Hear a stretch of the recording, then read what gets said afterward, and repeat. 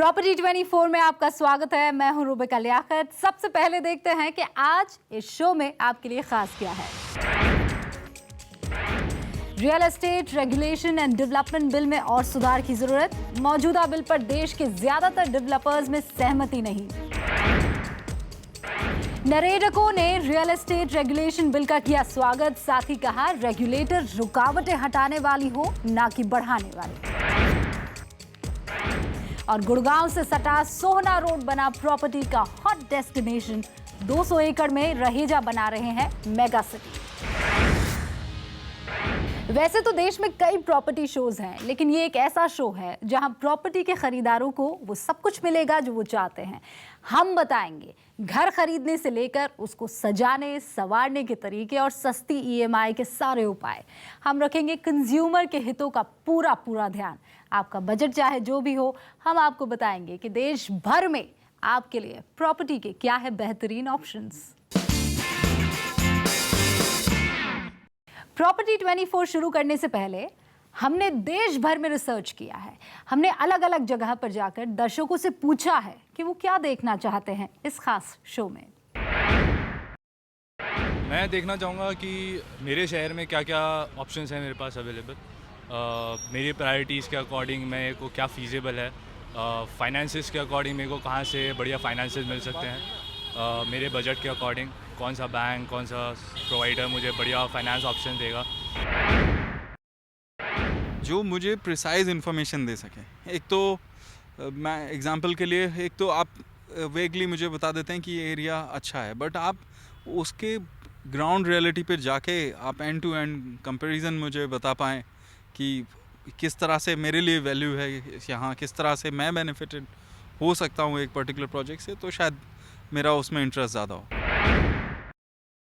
मैं चाहूँगा कि उसकी बेस्ट से बेस्ट इन्फॉर्मेशन और जो ग्राउंड पे इन्फॉर्मेशन है मेरे को वो दिखाई जाए।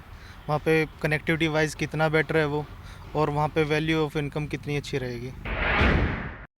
प्रॉपर्टी शो जो बिल्डर के बारे में हमें सही नॉलेज दे, बिल्डर का बैकअप बताए, सारा बिल्डर ने पहले क्या काम किया है हमें पूरी नॉलेज दे। अगर हमें प्लॉट चाहिए तो प्लॉट के बारे में सब कुछ बताया जाए कि प्लॉट कहाँ पे इस टाइम सही मिल रहे हैं, कहाँ पे नहीं मिल रहे, ग्रीनरी है, उसकी आसपास की कनेक्टिविटी क्या है और यूएसपी क्या है, हमें क्यों इन्वेस्ट करना चाहिए।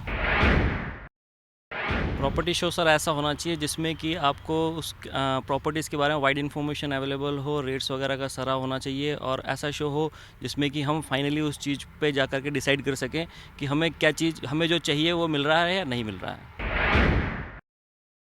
टीवी वालों को सस्ते प्लॉट्स के बारे में भी डिटेल देनी चाहिए।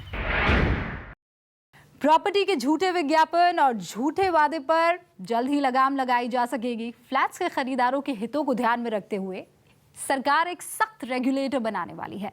कैबिनेट ने real estate regulation and development bill 2013 की ड्राफ्ट को मंजूरी दे दी है। संसद में इस बिल के पास होते ही रियल एस्टेट रेगुलेटर वजूद में आ जाएगा, यानी ग्राहकों का फायदा ही फायदा।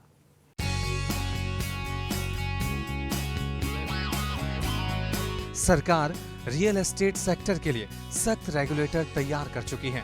दरअसल रियल एस्टेट सेक्टर में फिलहाल कई तरह की खामियां और अनियमितताएं हैं, जैसे समय पर प्रोजेक्ट का पूरा नहीं होना, ग्राहकों को वादा करने के बाद वादे से मुकर जाना, कंस्ट्रक्शन के शुरू होने के बाद फ्लैट्स की कीमतें बढ़ा देना। लेकिन रेगुलेटर बन जाने के बाद सरकार बहुत हद तक इस तरह की अनियमितताओं पर लगाम लगा पाएगी। डेवलपर्स के लिए रियल एस्टेट रेगुलेशन बिल में कई जगह सख्त प्रावधान रखे गए हैं। जैसे कोई डेवलपर किसी प्रोजेक्ट के लिए गलत विज्ञापन देता है तो उस डेवलपर को जेल भी जाना पड़ सकता है।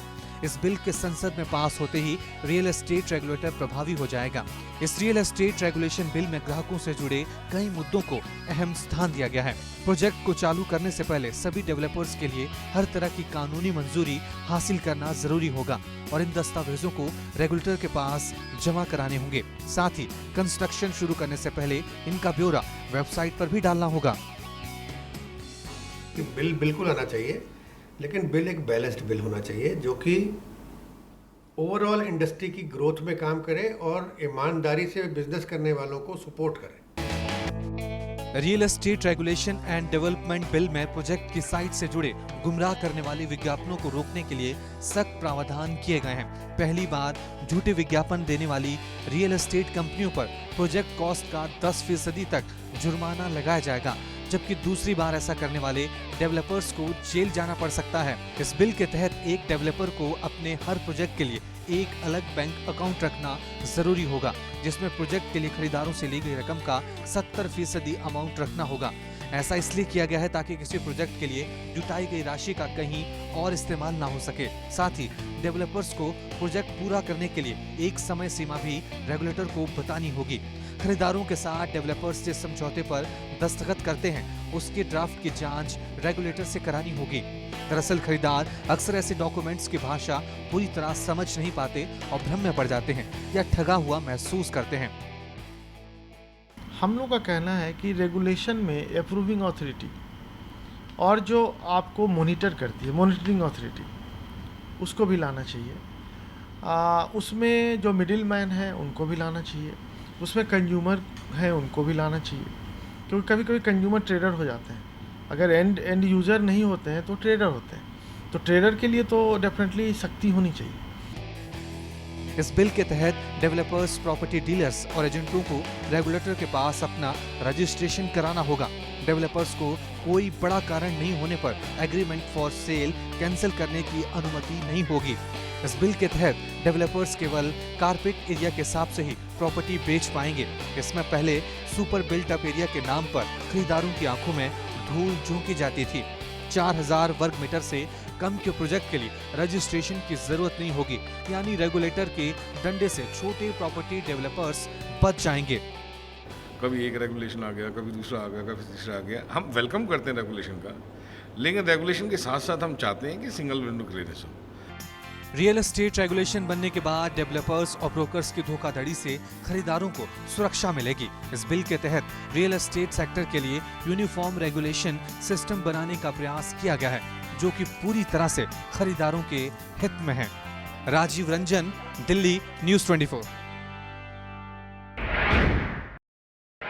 फिलहाल एक छोटे से ब्रेक के लिए हम यहाँ पर रुक रहे हैं, लेकिन ब्रेक के बाद आपको बताएंगे रियल एस्टेट रेगुलेटर बनने के बाद फ्लैट्स की कीमतों पर क्या असर पड़ेगा।